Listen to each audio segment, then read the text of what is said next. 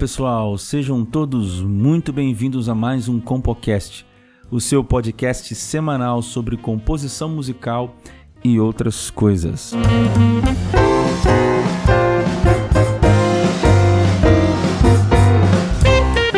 Desde já, eu agradeço a sua presença, seja onde, seja quando você estiver, e eu espero que você esteja muito bem também. Eu agradeço a sua participação, a sua interação. É isso que nos move a continuar com o Compocast. Você sabe, nosso objetivo é causar provocações, boas provocações, para a gente pensar, para a gente refletir junto e, quem sabe, fazer surgir ou contribuir para o surgimento de uma boa questão aí nesses que nos ouvem e em mim também. E quem sabe assim a gente não se aprofunda mais num tema, quem sabe assim a gente não tem uma ideia, digamos, original. Por isso a gente está aqui com as nossas provocações, no Compocast. Muito obrigado pela sua participação.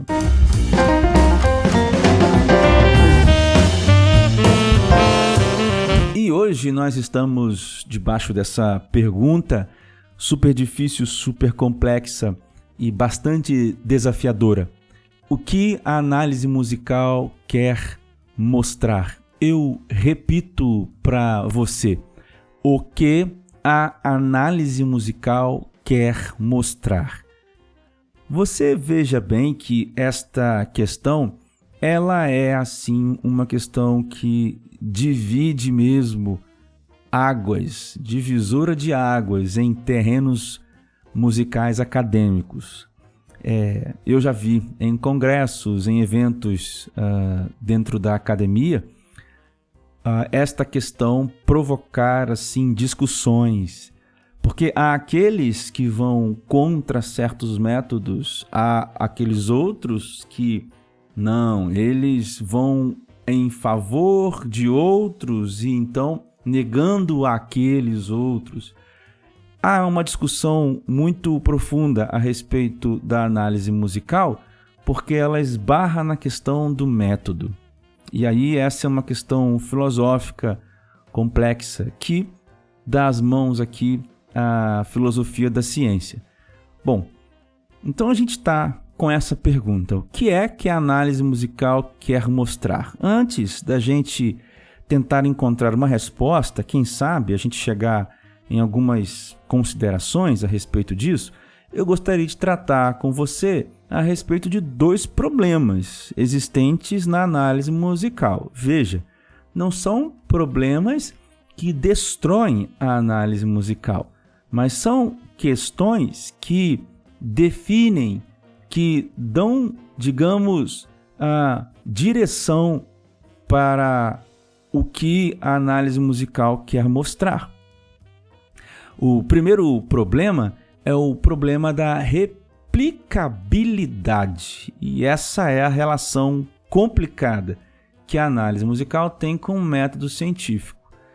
Eu vou dar a voz ao filósofo Karl Popper, que foi um filósofo do século XX, muito importante, um filósofo da ciência, super respeitado e influente. E é dele a frase que melhor sintetiza o que é o método científico. Abre aspas. Uma teoria científica é um modelo matemático que descreve e codifica as observações que fazemos. Assim, uma boa teoria deverá descrever uma vasta série de fenômenos com base em alguns postulados simples, como também deverá ser capaz de fazer previsões claras, as quais poderão ser testadas. Fecha aspas. Ora, nós estamos vendo aqui o Popper, descrever, o modelo científico ou o método científico usado nas ciências duras. Veja, ele usa a palavra modelo matemático, ele usa a expressão observações, ele usa a palavra fenômenos, a palavra postulados, ele usa também a palavra previsões. Vamos fazer um pequeno experimento agora mental. Digamos que nós voltemos ao tempo agora, estejamos naquele momento da história onde acreditava-se que a Terra, o planeta que nós vivemos, que não é plano, né, diga-se de passagem, ele é o centro, né, do universo. Então, as pessoas acreditavam nisso, né? Acreditavam muito nisso, né? Veja só, se nós não tivéssemos uma maneira de provar isso, ou seja, um método, né, para construir uma teoria que descrevesse o movimento dos planetas ao redor da Terra, com a Terra sendo o centro do sistema solar, se não tivéssemos essa teoria, então nós não poderíamos testá-la. E se tivéssemos essa teoria e se ela não fosse capaz de ser testada, então ela não poderia ser replicada. O Popper diz, uma boa teoria, ela deve descrever uma vasta série de fenômenos e ser capaz de prever. Essa questão aqui do prever as coisas é justamente o fato dela poder ser replicada. Então, dentro das ciências duras, o chamado método científico, ele tem que providenciar, né, mecanismos que gerem teorias a partir de análises, gerem teorias que descrevem aquele fenômeno, e essas teorias elas têm que ser replicadas, elas precisam ser replicadas e elas precisam também ser assim, elas precisam ter essa características de previsão. E uma teoria, ela continua sendo teoria até que ela seja provada. É óbvio que existe uma série de limites aqui impositores, né, dependendo do fenômeno que você está observando. Nós estamos falando de música, então eu vou virar um pouco agora mais para música, senão a gente continua falando de ciência e os limites do que vemos na physis, né, no mundo físico, esses limites são, digamos, um pouco mais assim, profundos em relação de descrição, justamente porque a relação entre descrição, o poder descritivo, de previsibilidade, de replicabilidade entre a teoria e o fenômeno dentro das ciências duras é muito maior. Ou seja, vamos ver um pouquinho a questão da música. Então, qual é o problema da análise musical com a questão da replicabilidade? Ora, a questão é que as teorias, né, que uma análise musical vai tentar, de repente, levantar, nem sempre pode ser replicada. O próprio modelo analítico, nem sempre ele pode ser replicado em todas as questões.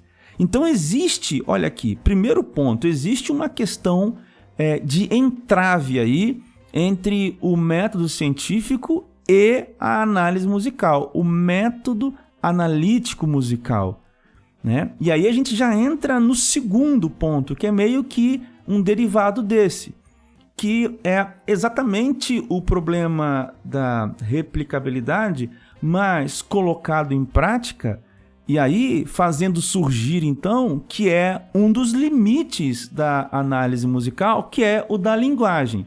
Então, o primeiro problema é o problema da replicabilidade, o segundo problema é o problema do limite da linguagem musical. Deixa eu tentar colocar isso para você em outras palavras. Vamos imaginar que nós estamos analisando Garota de Ipanema, né, do Tom e do Vinícius, Tom Jobim e Vinícius de Moraes. Bom, a gente pode analisar a Garota de Ipanema a partir de uma análise harmônica, considerando, né, toda a história da música ocidental. Nós vamos chegar, né, a uma série de conclusões. Nós vamos entender, né, o que está acontecendo, enfim. Nós podemos fazer uma análise também formal, né? Nós vamos entender que tipo de forma predomina, na verdade, dentro da Garota de Ipanema, né? Que tipo de forma é essa música, hein? É uma forma binária, é uma forma ternária, é um rondó? O que é, né, a Garota de Ipanema? Isso tudo tem a ver, obviamente, com a tradição ocidental, né, e sobretudo europeia, da música. E não há problemas, tá? Tá tudo certo. A questão é a seguinte: agora eu quero fazer uma viagem, assim, igual o Villa-Lobos fez, né? Eu vou cruzar o Brasil assim numa viagem, vou lá pro norte, eu quero conviver com algumas tribos indígenas assim, para tentar captar os sons que eles fazem. Então, eu lhe pergunto, né? Nós conseguiríamos aplicar uma análise harmônica em cima daquilo que nós registraríamos lá? Eu vou um pouco mais longe.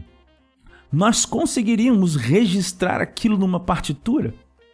Você sabe que existem, né? Você sabe que existe o sistema temperado, né?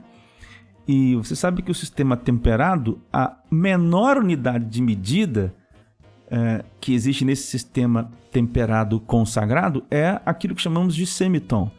Mas já conseguimos notar claramente, né, o quarto de tom, que é o meio tom. Há também o oitavo de tom, que é a metade disso que eu acabei de dizer agora. Agora, nós não temos, né, na história da música ocidental europeia essa tradição nem de prática nem de escuta. Obviamente, temos essa prática agora, nesse século XX, né, na segunda metade do século XX, sobretudo, e neste atual século XXI que nós vivemos. Mas ainda não é suficiente para dizer que nós construímos uma história e, digamos, uma prática, né, musical assim, fundamentada dentro dessas características. Então, veja só, existe um problema aqui da linguagem musical. A mesma coisa se nós fôssemos analisar a música indiana, né? E esse problema não foi atacado agora, né? Existem muitos compositores que se encantaram com o sistema, né, musical indiano mesmo, né? O indiano mesmo. Como que é o pensamento, né, a respeito da organização dos sons nas culturas orientais. Veja, não precisamos nem de repente sair muito da Europa. Os próprios povos mais originários, digamos, a música folclórica, a música que faz parte do folclore húngaro, por exemplo, a música que Bartók, Béla Bartók e Kodály vão pesquisar no século passado, né? Uma música intrincada com várias soluções rítmicas e inovações, digamos, de alturas, né? Tanto melódicas quanto harmônicas, que estão, assim, um pouco excluídas da linguagem ou da prática musical da música de concerto da europeia. Então, veja, nós temos um problema do limite de linguagem. Então, quando nós escolhemos um método analítico, né, nós vamos analisar isso. Este método, ele está, então, assim, limitado pela linguagem. E isso é intrínseco, não há como fugir disso dentro da análise musical. Veja, no meu doutorado, eu tive, assim, olha, a audácia de tentar criar uma teoria, de construir uma teoria que explicasse os fenômenos musicais a partir de uma concepção original a respeito do tempo e do espaço em música. Mas esse próprio método que eu criei e que descreve as relações é um método viciado e limitado na sua própria linguagem. A sua própria condição de existência é de fato o limite de sua aplicação. Percebem isso? Que é isso que não acontece, por exemplo, com a matemática. E quando isso acontece com a matemática, nós estamos enfrentando problemas assim super complexos, por exemplo, como a existência do tempo, né? Como eu já disse algumas vezes, o físico Lee Smolin atribui, por exemplo, a dificuldade de descrição matemática, o limite da linguagem matemática para descrevermos a existência do tempo. Por isso que a gente pensa que o tempo não existe. Mas veja, olha só que complexidade. E olha o quanto, né, a linguagem matemática ela pode descrever. Ela descreve basicamente tudo que a gente vê e tudo que a gente usa hoje. Mas quando pensamos em análise musical, a coisa não é bem assim, né? A linguagem musical ela é assim, limitada, né? Digamos, a análise musical, melhor dizendo, ela é limitada pela linguagem musical, a qual ela está sendo derivada, melhor dizendo. Agora veja você, o contrário disso também é verdade. Se nós pegarmos, né, um sistema de análise oriental, também não vai dar conta daquilo que fazemos no Ocidente. Então nós temos o problema do limite da linguagem no que diz respeito à análise musical.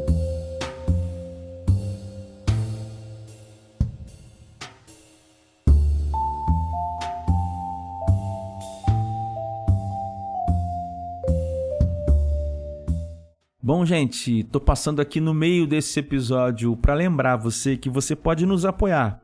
É só você ir lá no apoia.se/compocast. De novo, apoia.se/compocast e nos apoiar com R$10 por mês ou a quantia que você quiser. Assim você nos ajuda a continuar esse trabalho e, sobretudo, a expandir esse trabalho para outras plataformas, para outros formatos. Obviamente que a gente depende dessa ajuda para continuar fazendo esse trabalho. Mas só se você quiser, mas só se você puder, só nessa ocasião que você está convidado a nos ajudar.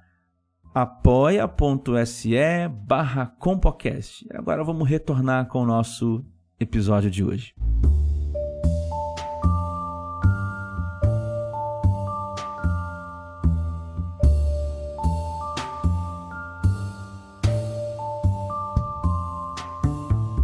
Bom, você deve estar aí falando, cara, então não tem jeito. Quer dizer, tudo que ele falou até agora foram só problemas da análise.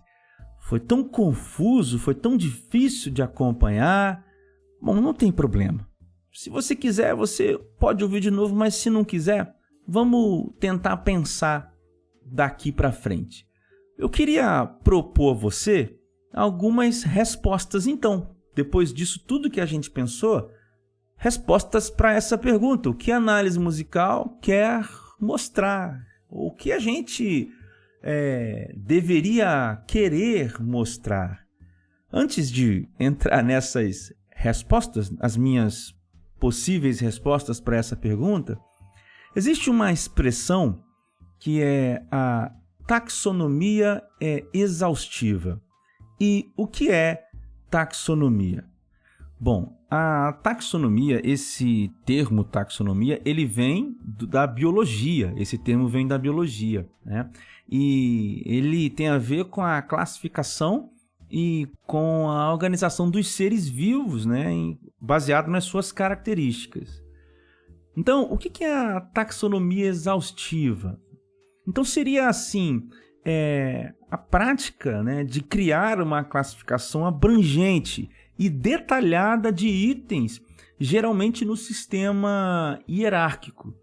É um processo que vai envolver uma análise minuciosa e completa dos elementos a serem classificados. Então veja, quando uma análise musical, um processo de análise musical é exposto, né, a uma taxonomia exaustiva, né, ele está ganhando força. Porque se ele, então, consegue descrever muito bem, de maneira hierárquica, clara, abrangente e detalhada, os itens, né, que o compõem e os quais ele vai analisar, né? Então, essa análise ganha um pouco mais de força. Então, essa expressão, taxonomia exaustiva, ela é usada muito, né? A gente busca, na verdade, uma taxonomia exaustiva quando nós estamos criando, por exemplo, modelos de análise musical.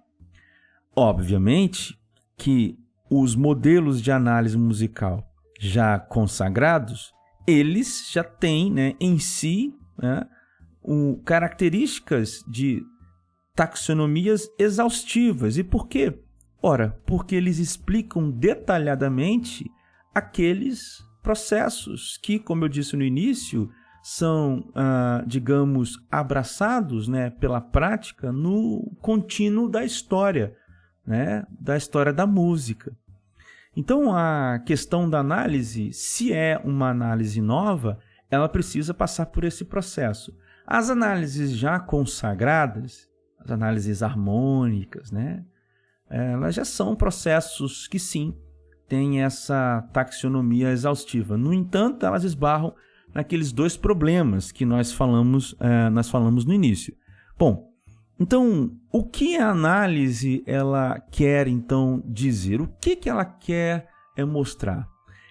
Eu tenho para você, para a gente pensar aqui agora, duas respostas. Em primeiro lugar, a análise musical ela não deve, né, pretender uma generalização ampla, porque não há uma linguagem que descreva qualquer fenômeno musical observado.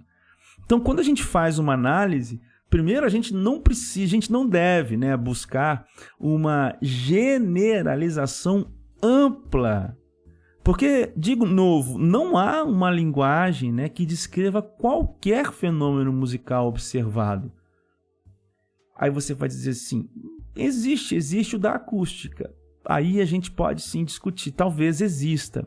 Mas veja que esse tipo de análise, a análise, digamos, do fenômeno sonoro, né, é uma análise que vai considerar outras coisas. E, digamos, ela está mais próxima desse modelo matemático porque ela advém da acústica, né, e de outros modelos e outras teorias que já foram aplicadas e que já são consagradas e que já descrevem e já preveem, né, o fenômeno musical a partir da ótica da acústica, ok?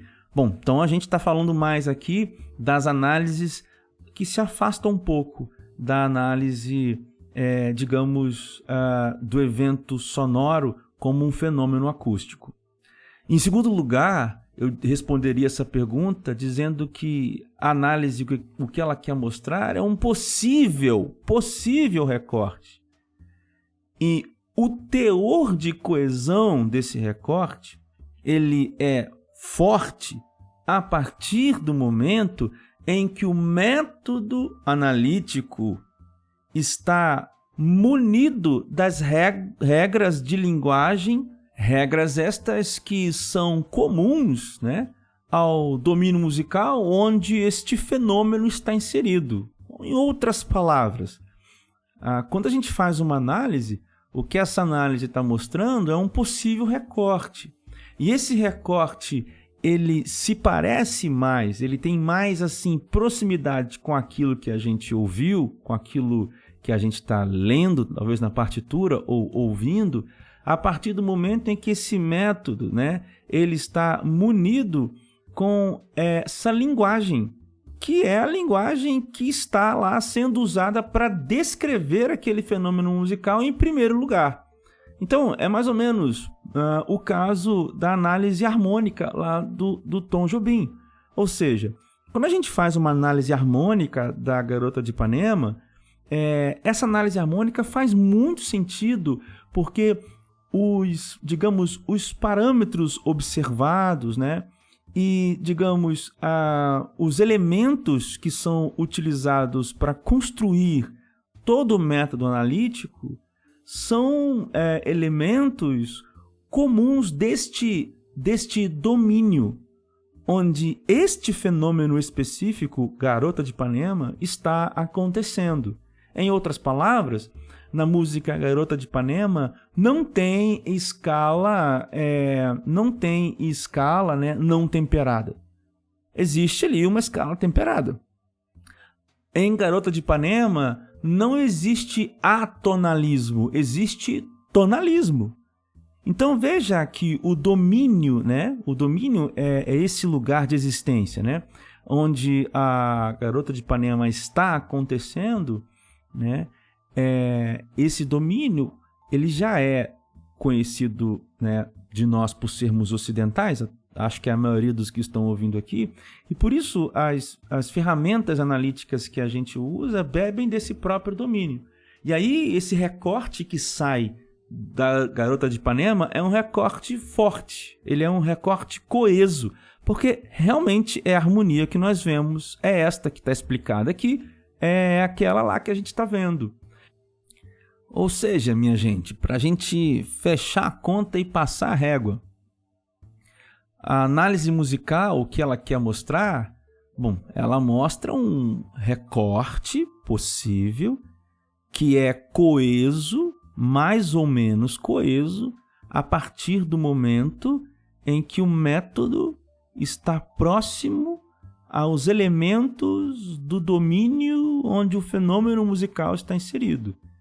E também não devemos esquecer que a análise musical, então, ela não quer mostrar uma generalização ampla, porque ela não pode mostrar uma generalização ampla quando comparada ao método científico. Acho que estas duas propostas nos dão aqui um certo norte no nosso pensamento hoje.